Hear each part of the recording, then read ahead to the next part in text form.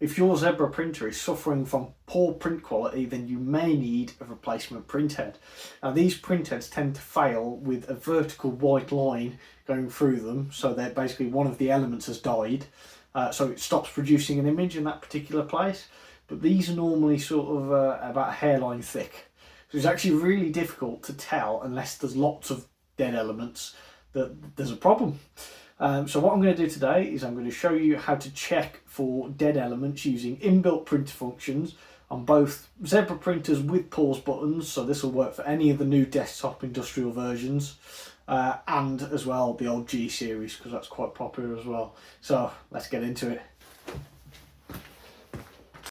So the first thing we want to do is just make sure our printer's clean. So I'm going to take a lint-free cloth and some 99.7 or higher IPA. I'm going to spray it onto the cloth, and then I'm just going to give the printhead a wipe just along the elements.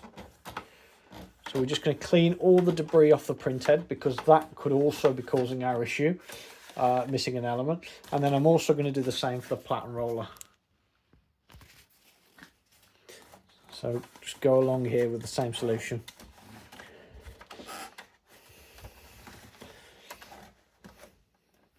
And then you just want to make sure you've got it turned off, so I can rotate it. I'm going to spray some more solution. I'm going to do it again. I'm going to repeat that until we've done the whole roller. And there's no more dirt or dust left on it. Okay. So that's good. So we know now our printhead and platen roller are clean. Okay, so here's where we actually test the printhead. So Zebra these printers come with a suite of inbuilt diagnostic tools. On the G series, what we're going to do is I'm going to hold this feed button until it flashes 6 times. So it's going to flash once, off, flash twice. We're going to wait till it does it 6 times.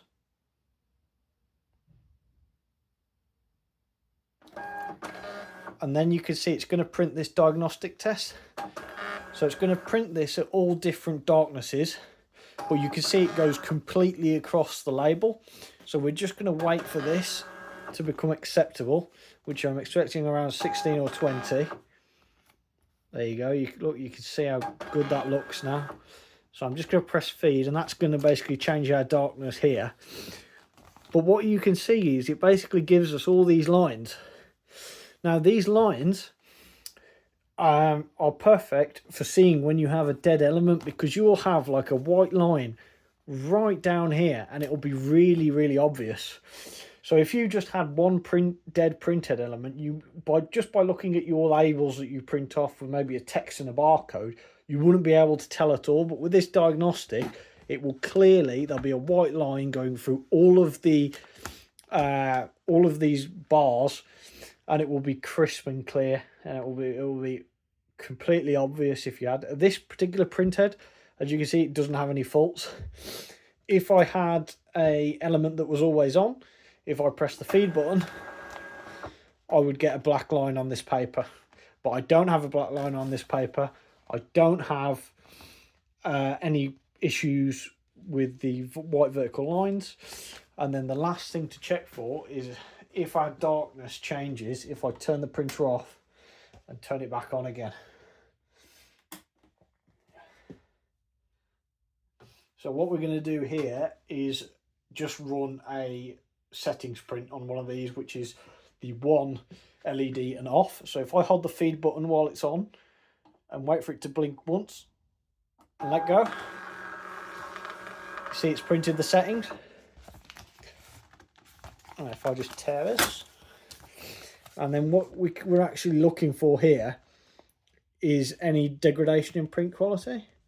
But you can see it's absolutely fine. It's still on 20 darkness like we set it to, and there's no issues there at all, so it's not fading. So it's not showing any signs of the printhead resistance going as well. So for the G series, that's about it. That's how you would tell if you had a printhead problem. So now moving on to the industrial printers and the printers that have a pause button. So here we go. We have an industrial printer. I've already cleaned the print head and the platen roller, so remember to do that. It's exactly the same process as doing it on the G series. Now what I'm going to do for this test is I'm going to come round, I'm going to turn the power switch off at the back until it goes dead. So you're shutting down. I'm going to press and hold the pause button and turn the printer on.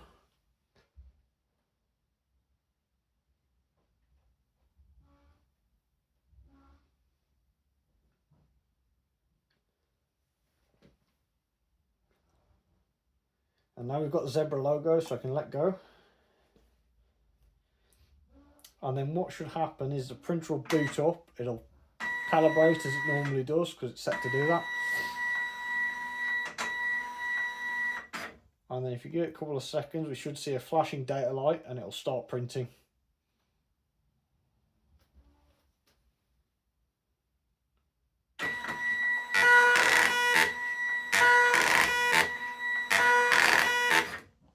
Now, so this is the printer test. Now this will work on all Zebra printers that have a pause button.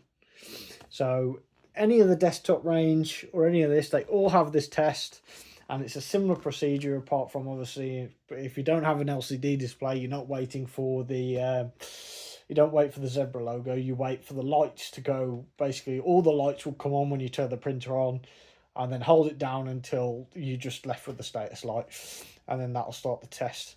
Well, you can actually see here, so if I tear this off, you can see we've got a failed element. So you see this white line here? This is a bad printhead element. Now you just think, how difficult would that be to see on a normal label design? And that can stop your barcodes from scanning, a single element like that. So I'd recommend this to get replaced. Obviously, when you replace them, depends on what you're printing, really. If it's going through a barcode, I'd definitely recommend getting it replaced. If it's just text and you can still read it, you might be able to just wait until a couple go. But when one goes, the general rule of thumb is they all start to follow. So you start to get, basically over time, you start to get more failing on you, and then you end up in a bit of a mess where where you actually can't read the text that's printing either. So yeah, I'd recommend it getting replaced just off the one. The other principles apply for this one. So yeah, so that's how to test your printed elements and check if they're actually bad and the printhead actually needs replacing.